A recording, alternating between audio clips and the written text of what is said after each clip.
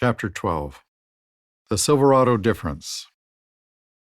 Your purpose is your why. Deborah Day. Kathy had worked at a nursing home where dementia patients spent their day strapped into wheelchairs. Sedatives dulled their ability and their inclination to do much more. When she visited Silverado for an employment interview, what she saw frightened her. Residents were walking about freely. I'd never seen such a thing. I thought it was dangerous. Startled as she was, she accepted the position as resident engagement assistant. Helping with Silverado's culinary club on her first day, she gasped when residents picked up knives and started slicing potatoes. Working at Silverado was going to be different. Like Kathy, many first-time visitors to Silverado are taken aback when they see residents performing normal tasks.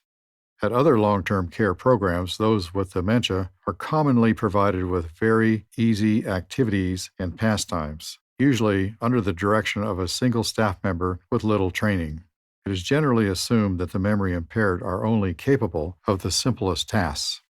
Disproving this assumption has been a primary focus at Silverado since its founding. The organization's insistence on purposeful activities is central to overall care and is the key to restoring purpose and well-being. The way residents spend their time affects them profoundly. When they take part in childish or inappropriate pastimes, it diminishes their self-esteem and eliminates the status that comes with defined roles and purpose. Few things spark the ire of Steve and I faster than the sight of memory-impaired people wielding crayons over coloring books or gluing popsicle sticks together. Yet these activities, too often, make up the backbone of Alzheimer's care programs. People with dementia might have significant needs, but they're not children. They are capable of making decisions and choices. The memory-impaired have the right and the need to do tasks that illustrate their competence and value. Things that anyone else their age might do. Kathy, now her community's residence engagement director, moved confidently through the dining room of her Silverado community. As lunch was finishing up, she greeted residents along the way. "Hi, Ron. How are you doing?" Ron shoved his chair back from the table, stood and strode past Kathy without a word. Stopping at the dining room's open door, he turned back to face Kathy with a scowl, while grasping both sides of the doorframe so tightly his knuckles went white. Ron had come to Silverado from a geriatric hospital near his lifelong home 1,000 miles away. Its staff had told Ron's family that his outbursts were so frequent and frightening that he needed to be placed in a psychiatric facility, the sooner the better. Fortunately, Ron's daughter lived near this Silverado community, and she had heard good things about it. Maybe something could be done for Dad, she told her family. So Ron had arrived 3 weeks earlier. In that short time, Silverado staff discovered that going out to the garden calmed Ron's anger. It made sense. From interviews with his family, they learned he had lived on a farm when he was younger. Staff members encouraged Ron to talk about those days, and sometimes he did. From her training and experience at Silverado, Kathy was certain Ron's anger was not a symptom of his dementia. Behavior is never a symptom. It is an expression of needs, psychological or physical, that the memory-impaired can no longer communicate or act upon in a manner considered normal. For a man accustomed to vigorous activity performed in the fresh air, being confined to the geriatric hospital must have been torturous. No wonder he had expressed such rage there, Kathy thought. He had been denied the life that mattered to him. Several days after Ron had discovered the garden, Kathy was in an informal meeting in Silverado's living room, sitting in a circle of chairs and a sofa where Silverado members of the RFA, the community's Retired Farmers of America Club. The club concept is a fundamental Silverado principle meant to engage residents in meaningful programs. Kathy suggested something that had been on her mind for a while. "We should ask Ron to help us build a chicken coop," she said. The members nodded in agreement. When people with memory impairment are asked if they want to go to an activity, they often don't understand what is being requested of them. Uncertainty usually leads them to say no. Reminding them to attend club meetings is a different matter. Silverado's residents are mostly in the generation that commonly participated in card clubs, veterans clubs, women's clubs, or men's clubs. Along these lines, Silverado assesses the particular interests of its current residents and designs clubs to match them. Cooking activities become the culinary club. Exercise programs turn into fitness club. Garden activities form the garden club. Membership in a club not only conveys belonging and exclusivity, but also builds self-esteem. It also leads to far more participation. So rather than ask a resident whether she wishes to attend an activity, staff members say, "Your club is meeting. You're a member and you're needed. I'll take you." At Kathy's community, a number of former farmers had been living there even before Ron's arrival, inspiring the establishment of the Retired Farmers of America Club. Now, with its members giving their blessing to the chicken coop project, Kathy researched local ordinances and gathered possible designs. She also got in touch with a Boy Scout who had called offering his services as a volunteer. The day of the next club meeting, she approached Ron sitting by himself in the living room. He appeared stiff, his face frozen. "The Retired Farmers of America Club would like to build a chicken coop, and we need your help," Kathy said. "I'm headed over there now. We can go together." Ron looked at Kathy. He didn't say anything. "There's a Boy Scout, Josh. He wants to work on the chicken coop, too," Kathy said.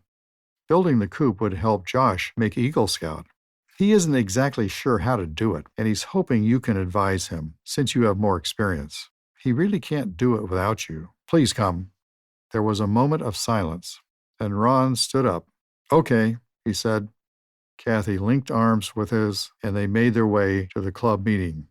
Josh, the Boy Scout, was there, along with the members, and the group was already gathered around a table looking through a book on chicken coop layouts. Ron took an empty seat between the club members. Turning a page showing two designs, Kathy slid the book toward him and asked which he recommended. It took him only a few moments to point and say, "This, definitely this." Ron and Josh spent the succeeding days in Silverado's backyard, the coop gradually taking shape from their efforts. Other members of the club offered advice and encouragement. As hoped, Ron's expression of anger began to diminish. When 3 Rhode Island Reds moved into the structure, feeding, watering, and collecting eggs became a morning routine for Ron. His outbursts disappeared entirely. Now, several years after Ron's passing, he is remembered as the calm man whose handiwork established a much-loved tradition. Every morning at his Silverado community, residents will enjoy going to the coop to gather eggs. In many memory care programs, giving residents baby dolls to hold, diaper, and feed is a standard practice, a well-meaning effort to fulfill the human need to nurture. Silverado, however, prohibits these practices because they are not age-appropriate. Instead, Silverado offers a different avenue for residents to experience the reward of nurturing, which explains what Cheryl, a Silverado resident engagement assistant, did one day. Hearing rapid footsteps behind her in the hallway, Cheryl knew who it was even before she saw her. "Alvina, good morning," she said, turning and smiling at the woman approaching her. Alvina walked by without answering. As usual, she was wringing her hands. Alvina had moved into Silverado 2 weeks earlier. The staff had been working to understand how to calm the anxiety that kept the resident pacing much of the day and sometimes into the night. "Alvina, I'm glad I happened to see you, because we need your help with something," she said, hurrying to catch up with her. Falling into step with Alvina, she continued, "We have a new resident, and we need someone special to help introduce her to her home here. You are the absolute perfect person to do this. Could you please help?" Alvina gave a sidelong glance at Cheryl. Encouraged, Cheryl added, "I know you're the only person who can do this." There was a moment of silence. Then Alvina nodded and said, "All right. Her name is Dolly, and she is in the administrator's office right now," Cheryl said. "Let's go and I'll introduce you." The office door was normally kept open. Every area at Silverado is considered part of the resident's home. They have the right to come and to go as they wish. Today it was closed. Without hesitation, Cheryl turned the knob and gestured for Alvina to step inside with her. A black Labrador retriever sprang up from the cushion where it had been lying. "Alvina, this is Dolly," Cheryl said. "We just adopted her from the shelter, and she isn't accustomed to being here yet. Can you help her explore the community and get used to things? Alvina unclenched her hands, letting Dolly sniff her hand. Alvina was cradling Dolly's head within seconds. She bent down and whispered, "You are beautiful." For the first time since she had arrived at Silverado, Alvina looked relaxed. From that moment, the two were inseparable. Alvina spent happy days walking Dolly, feeding her, and throwing sticks and balls for her in the backyard. With the Labrador Retriever flourishing under her care, Alvina no longer paced or wrung her hands. Her need to nurture a life was fulfilled, and her love for the animal was reciprocated. Caring for pets rather than baby dolls provides a normal, age-appropriate way for the memory impaired to nurture. Recognizing the clear benefits to both residents and pets is the reason Silverado adopts so many dogs, cats, and other animals from shelters and rescue organizations. Silverado also strongly encourages residents to move in with their own pet. And unlike other senior living organizations that accept pets, if a resident becomes unable to take care of his or her animal, Silverado will continue indefinitely to house and care for it or find it a good home. One of Silverado's guiding philosophies is that all interactions a resident has with other residents or staff should have meaning. Therefore, it has discarded the word activities, as in activities program, in favor of engagement or club. Engagement is something that happens continually, explains Lisa, a Silverado resident engagement director. It's not simply a matter of putting events on a calendar, like music at 2 p.m. Instead, we look at engaging with the residents as a process that happens from the moment we arrive in the morning. That's why whenever Elisa runs into Jill, a resident whose passion for dance leads her to wear tap shoes all day long, the two break into an impromptu routine, sometimes in the middle of the dining room during lunch. Another example comes from resident engagement director Gloria. Jack, a non-communicative resident, always avoided taking part in Silverado's clubs and events. Knowing Jack had designed a car engine during his career, Gloria borrowed a coffee table book on automobiles from a friend and brought it to Silverado. She invited Jack to sit with her to look through the pages. It developed into a morning routine for the pair. Then one Sunday morning, during a worship service at the community, Gloria sensed a presence at her side. She turned and found Jack standing beside her. It was the first time he had come to the gathering. When the next hymn began, Gloria started to sing. Jack's voice joined hers. "I couldn't believe it," Gloria says. "I started choking up. When the service was over, I thanked Jack for coming and told him how much it meant to me. Jack passed away the next morning. I know that before he left us, Jack had become free to express himself again." Gloria reminisces, still odd that sharing a book about cars sparked Jack's re-engagement in life. Understanding residents' interests and abilities is crucial to successful engagement. When new residents come to Silverado, engagement directors interview the residents themselves and their families to learn about their careers and hobbies, both current and past. In addition, the Director of Health Services assesses their physical and cognitive abilities. The insights gathered guide the staff in designing meaningful programs. Unfortunately, other long-term care communities typically fail to conduct such extensive evaluations. Residents are simply grouped into whatever activities are available, with no consideration of appropriateness. Thus, when large groups of residents gather for a program, only 2 or 3 are responsive, while the rest are disengaged or sleeping. Clearly, such activities are either too difficult or too easy for the functional abilities of the participants. The residents are bored and even humiliated. Matching residents' capabilities and keeping pace with how they change over time is essential. This is why within each Silverado community, there are 3 neighborhoods where residents live and interact with others whose abilities parallel their own. The Nexus neighborhood is designed for people in the early stages of memory impairment. The supportive neighborhood serves those in the middle phase. The sensory neighborhood cares for residents in the latter stages.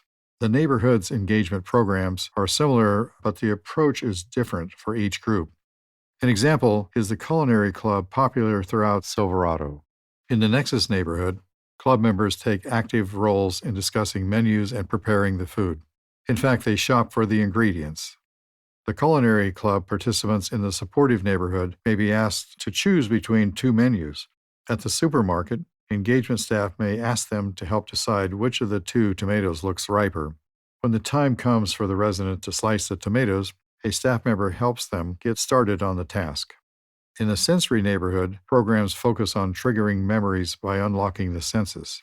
For instance, a staff member may give culinary club participants tomatoes and carrots to hold as a way to feel shapes and textures.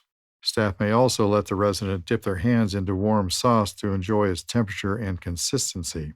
Additionally, the scent of the food provides familiar pleasures and may stir up recollections associated with the aroma. Whether residents in the three neighborhoods remember what they did in culinary club is not the point. However, what matters is that positive feelings generated by the engagements remain. Silverado calls this concept the self-esteem bank. By treating the memory impaired with respect and dignity, and by providing multiple sensory opportunities, Silverado builds their self-worth. It sustains them and wards off depression. In the long run, they are happier and more satisfied. Choice is often denied to those with dementia. Whether at home or in traditional memory care settings, others usually decide what time they get up, what they wear, how they spend the day, eat, and drink, and when they go back to bed. At Silverado, choice is at the center of its engagement programs. If residents decide to form a bowling club, members will choose their own balls, gloves, and club shirts, which will be specially designed based on member input. Positive reinforcement accompanies choices. Great job picking the ball. It looks like a good fit with your shirt. Compliments make everyone feel good, even people with dementia. Sandra sighed heavily and slumped her shoulders. Turning her face downward, she looked at her hands clasped in her lap. "You're sad," said a man in the group, sitting in a semicircle facing Sandra's chair. She shook her head. "Tired?" another man said. "You're tired?" His comment brought another head shake. "I know," a woman said. "You feel lonely." "Yes," said Sandra. "That's it. I feel lonely." The other members at Silverado's drama club applauded as Sandra moved back to her seat among them. Then attention shifted to Alfred, who took his place where Sandra had been. It was his turn to portray the emotion suggested to him by the resident engagement assistant, who was sitting among the club members. Silverado's drama club is a good example of the emphasis on interactivity. In a typical long-term care activity program elsewhere, the activity director stands in front of the group or sits at the head of the table to present information. That approach discourages interaction. Silverado staff, on the other hand, is trained to encourage residents to share their ideas, memories, and feelings. These free expressions raise confidence and self-worth.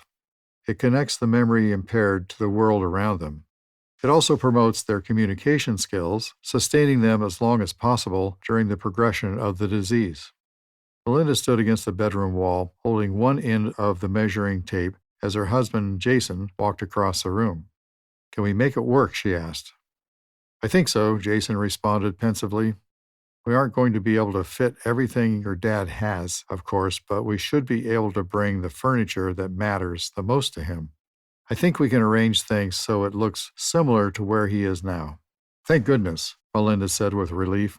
If anyone could set the Silverado room up so that it was right for her father, it was Jason. He was an architect. With Melinda's help, he had spent much of the afternoon measuring the space and making detailed notes. Her dad, Ken, could no longer stay at the independent living community across town. For several years, Ken had resided there with his wife, Mary, and their dog, Webster. When Mary passed away, he no longer had her loving help in coping with his progressing dementia. The absence of the woman he adored left a painful void in his life. As a result, Ken had begun to display a quick, uncharacteristic anger. At night, he roamed away from his apartment building. Webster trotted on a leash beside him, loyal to his master but unable to turn him back toward home. Melinda and Jason knew little about memory care communities, but family friends had suggested Silverado could be the right place for Ken. When the couple visited, Silverado residents and staff members were welcoming. The lively atmosphere was a striking difference from other places they had visited. That Webster was invited to move in with Ken was a happy relief, but his room at Silverado would be smaller than the spacious two-bedroom apartment he was leaving. What about all the furnishings that Ken, an accomplished woodworker, had made in his younger years? "It will be fine," the staff assured the couple. "We're sure there's enough space for the most important pieces. At any rate, with all the things to do here, he won't spend much time in his room. His home is the entire community. His room is just where he sleeps and takes care of his personal needs. Despite this optimism, Melinda and Jason had more than one sleepless night in the days leading up to Ken's move to Silverado. They worried about how Ken would adjust to the downsized room, and they felt guilty, wondering if they were shortchanging him with the smaller space. Melinda's stomach was in knots as they drove to pick up Ken on the day of the move. At a red light, Jason reached over and squeezed her hand. "We'll see how he adjusts to the room," he said. "If it's too small or he's unhappy at Silverado, we'll figure out something else." When Melinda, Jason, Ken, and Webster arrived at Silverado, a man and two women met him at the front door. "Hi, I'm Joseph," the man said, smiling and extending his arm for a handshake with Ken. "I live here." The two women, both members of Silverado staff, told him Ken's room was ready. Working from the floor plan that Jason had provided, they and some others had arrived early that morning to move in Ken's furniture, artwork, and other belongings. "Everything fit perfectly," they said. "We think you're going to love it." The woman stopped to pet Webster, and with Ken's permission, gave him a treat. And Joseph said, "Come along, and we'll take you to your room." Walking down the hallway, they heard the sound of hammering. As they approached an open door, Ken paused and looked inside. 5 men and a woman were driving nails into pieces of wood. It looked like they were building a pair of small tables. Ken said. When the group got to Ken's room, Melinda felt her pulse accelerate. She could see from the threshold that the Silverado staff had followed Jason's floor plan to the letter. But what would her father think? Ken and Webster stepped inside. He looked around for a few moments and dropped Webster's leash so he could explore and sniff. After a few moments, Ken said, "This is great." He sat down on the armchair he had built in his basement wood shop when Melinda was a teenager. He said again, "This is great." When Melinda and Jason left Silverado that day, they decided to give Ken some time to settle in before going back to see him. If there were problems, they knew Silverado would call. The phone remained silent. 3 days after Ken moved in, the couple came to visit him. When they arrived at his room, Ken wasn't there, and neither was Webster. Alarmed, they went back to the front lobby to ask if anyone knew where they were. "Oh, Ken's at the woodworking club, and Webster's probably with him," said a caregiver who was sitting and chatting with several residents. She pointed down the hall in the direction of the room where people had been hammering the day of Ken's arrival. Melinda and Jason hurried there. From the doorway, they saw the same people who had been there previously. This time, they were measuring pieces of wood. Ken was with them, a tape measure in his hand. Webster was sleeping under his chair. Ken, sensing a presence, looked up towards the door and nodded at them. Then he went back to what he was doing. Melinda and Jason quickly learned not to visit during woodworking club.